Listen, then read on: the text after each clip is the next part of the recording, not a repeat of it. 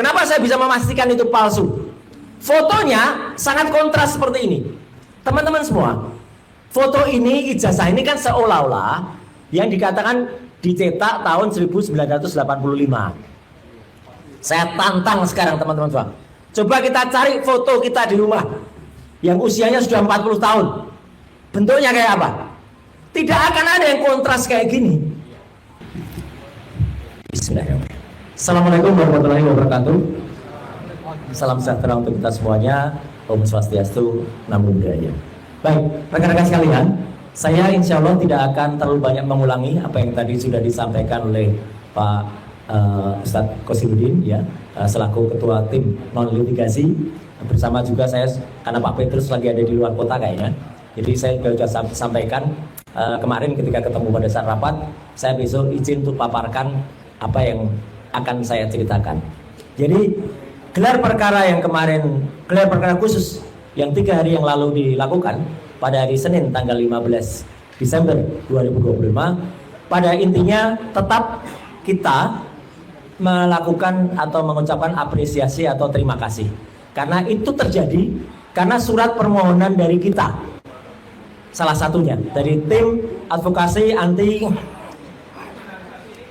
kriminalisasi akademisi dan aktivis TKA, ya, dan juga satunya permintaan dari tim kuasa hukumnya Bang ES Egy Sujana. Jadi kalau ada kemudian statement-statement di luar mengatakan oh itu terjadi bukan karena permintaan kita, tidak, jelas itu permintaan kita dan berlangsung dengan sangat tertib. Kenapa saya bilang tertib? Karena orang-orang yang tidak punya legal standing sebenarnya sudah diminta keluar, dengan kata yang lebih halus, diusir. Kebalik, Pak. Oh iya, kebalik ya. Kebalik. Pada sesi 1 yang termasuk diusir adalah orang yang terkenal banget sekarang, sering banget bohong, namanya Andi Aswan. Ya. Dan dia secara, aduh ini saya lucu ya, pada acara Rakyat Bersuara dia ngaku saya dengar semua karena saya ada di samping di lorong itu. Nah, saya bilang itu namanya nguping, tidak sah itu namanya. Dia harusnya malah terkena pelanggaran. Karena apa? Karena dia nggak sah nguping. Udah nggak punya legal standing, akhirnya dia ngaku saya penasehatnya Pradi Bersatu atau apa gitu. Apapun urusannya. Pada sesi kedua yang saya lihat langsung pun, ya, orang namanya Boy Kano itu ketua Pradi Bersatu pun kalau tidak diundang, tidak ada nama dia di dalam daftar list yang ada di Pak Kabid Pasidik, ya disuruh keluar. Dia nunjukkan surat tugas, ini surat tugas saya selaku ketua. Loh, surat tugas selaku ketua kan tidak untuk acara itu. Jadi itu sama saja kita naik motor, kemudian tetap salah ya, naik motor terus kita nggak punya SIM C, tapi punyanya SIM A, tetap salah. SIM A itu untuk roda 4, motor roda 2, itu analoginya kayak gitu. Jadi tetap salah. Dia punya surat tugas tapi bukan untuk acara itu. Nah, kalau ini saya bantu ya Pak Qosiduddin. Kalau ada orang di sesi lain kemudian di acara lain mengatakan Pak Ustadz Qosiduddin nggak ada di sesi kedua, memang nggak ada. Karena beliau tahu pasti kapan tugas dan tanggung jawabnya. Di sesi kedua itu memang beliau menugaskan beberapa orang lain termasuk Mas Gafur, Pak Azam, ada. Jadi kita itu tahu supaya apa? Supaya kita sama-sama tahu. Jadi nggak hanya satu orang yang ngerti semuanya. Itu yang terjadi. Bukan kemudian orang itu harus ada. Saya pun kalau ditanya ya saya nggak ada di sesi pertama. Karena saya memang tidak terdaftar di sesi pertama. Tapi saya ikut di sesi kedua. Jadi itu supaya jelas ya. Makanya kalau kemarin juga ada di selain Rakyat Bersuara ada juga orang lain yang nggak punya legal standing, nggak punya kaitan apapun dengan peristiwa, datang juga di acara yang lain di head to head, namanya Freddy Damanik. Nah nanti ada kebohongan Freddy Damanik yang lain nanti kita ceritakan. Ya, tapi gini, saya kembali ke topik. Jadi apa yang terjadi pada ruang gelar perkara tadi sudah diceritakan dengan sangat bagus, dan yang saya tunggu dan Mas Rismon tunggu sebenarnya kehadiran ahli abal-abal dari mereka. Karena dulu pada saat gelar perkara di Mabes Polri, dia datang. Meskipun juga dia datang katanya ahli IT tapi hanya ahli sastra. Karena hanya bisa ngomong. tanpa menjelaskan apapun. Lah kemarin malah nggak datang sama sekali. Orang namanya Joshua Sinambela atau Roni Teguh, yang saya dengar dialah yang dipakai oleh Polda Metro Jaya untuk kemudian menersangkakan atau diambil keahliannya, diambil statementnya untuk kemudian menerapkan di pasal-pasal termasuk 32 dan 35 ITE. Nah, apa yang terjadi kemarin itu sebenarnya tidak jauh beda dengan gambar ini. Karena kami nggak boleh motret di dalam, maka saya pakai gambar ini. Gambar ini adalah gambar yang sudah dipresentasikan pada saat gelar perkara tanggal 22 Mei 2020 di Mabes Polri. Ini adalah gambar orang namanya Wahyudi Andrianto. Ini Wahyudi Andrianto. Siapa dia Wahyudi Andrianto? Ini adalah adiknya Iriana atau adik iparnya Jokowi. Ketika menyerahkan yang disebut-sebut katanya ijazah kepada Mabes Polri. Ini masih mending. Yang diserahkan tuh bisa megang, bisa ngamati, bisa nyentuh, bisa meraba. Kami kemarin sama sekali hanya diperlihatkan dan dipegangi. Kemudian baru ketika saya mau dekat gini ada teriak, jangan dekat-dekat gitu. Kayak saya mau nyokot aja gitu. Ini ijazah ini, ya. Jadi yang ditunjukkan ukurannya memang sedikit lebih besar ini. Dan ini yang penting diketahui teman-teman. Kenapa kami nggak bisa meriksa? Ijazah yang kertas ya, kertas sekali lagi kertas. Kertas yang disebut ijazah itu masih ada dalam mapnya dan ada plastik di depannya. Jadi bukan dalam bentuk kertas begini, masih ada plastik. Jadi bentuknya kayak gini nih loh. Makanya foto ini enggak, kalau dinamanya enggak, tapi dimasukkan map dan ada plastiknya seperti ini. Gimana bisa meriksa? Mohon maaf. Gimana bisa meriksa emboss? Kalau mungkin yang namanya watermark bisa kelihatan bisa, tapi tipis banget. Tapi yang namanya emboss gimana bisa diperiksa? Teman-teman, sekarang itu ada kemajuan teknologi, misalnya wallpaper. Ada wallpaper rumah teman saya, bagus banget kayak batu bata gitu. Begitu saya pegang, loh kok licin. Bentuk batu bata itu adalah citra grafis.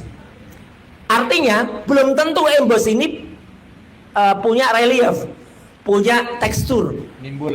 Iya, belum tentu nimbul. Itu hanya bisa kalau kita ngeraba. Jadi makanya saya setuju dengan Ustaz Kosinudin.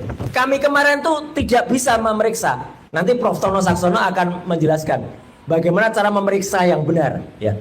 Artinya apa? Yang kita lihat tuh seperti ini, seperti. Dan saya langsung begitu lihat, saya tidak langsung kemudian harus mikir enggak. Langsung saya dalam hati dan juga saya bunyikan kecil kepada Mas Rismon dekat saya, palsu. Kenapa saya bisa memastikan itu palsu? Fotonya sangat kontras seperti ini. Teman-teman semua, foto ini, ijazah ini kan seolah-olah yang dikatakan dicetak tahun 1985. Saya tantang sekarang teman-teman semua. Coba kita cari foto kita di rumah yang usianya sudah 40 tahun. Bentuknya kayak apa?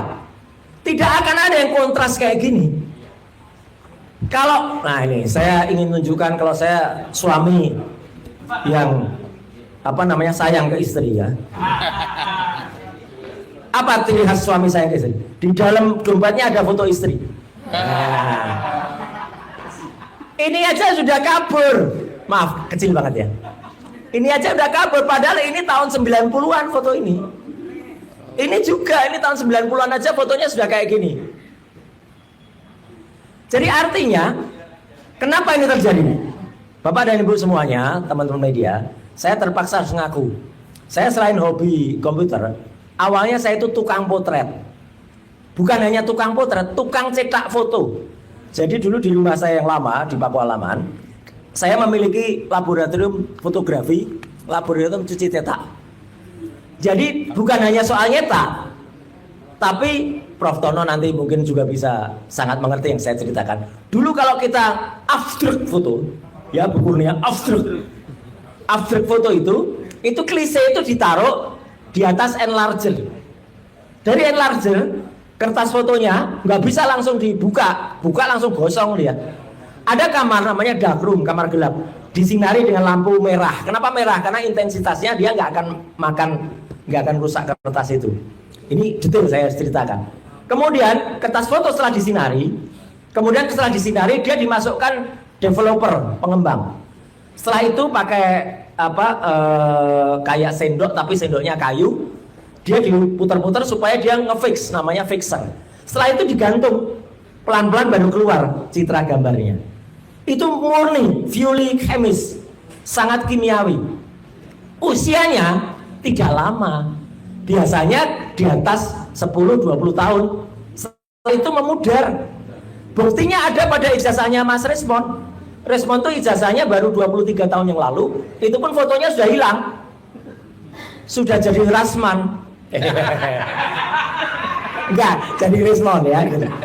Nah, ini bukti, maaf nih saya tunjukkan karena kemarin media banyak tanya, buktinya apa kalau Roy Suryo tuh dulu tukang potret nih. Ini kejadian 30 tahun yang lalu di gedung Sabta Pesona. Tahun 1985. Jelek-jelek gini teman-teman semua. Saya dulu juara 1 lomba foto nasional. Juara 1. Juara 2-nya siapa? Namanya Mas Agus Surono. Mas Agus Surono adalah fotografernya Joko Widodo. Fotografer resmi istana. Jadi kalau nggak percaya silakan cek ke Mas Agus Surono. Kenapa beliau juara 2? Dia juara 1 diserahkan langsung oleh Menteri Pariwisata Postel waktu itu Pak Yub Ave. Ya, ini saya. Kalau di rumah kerjaan saya dari dulu kayak gini nih. Ya, 30 tahun yang lalu loh nih, 95. Jadi artinya dengan pengetahuan itu, insya Allah kita bisa memastikan. Jadi ini, Prof. Tono, ini adalah analisis bukan digital. Yang saya lakukan kemarin analisis visual, tetapi dengan pengetahuan analog. Kalau analog harusnya apa? Ya ijazah ini harus diuji dengan carbon dating namanya. Fotonya dicek, dites, jadi preparat, dia diletakkan di mikroskop, dilihat teksturnya. Itu mohon maaf, itu pun yang saya lakukan terhadap ketika saya menganalisis foto mantan Presiden Abdul Rahman Wahid.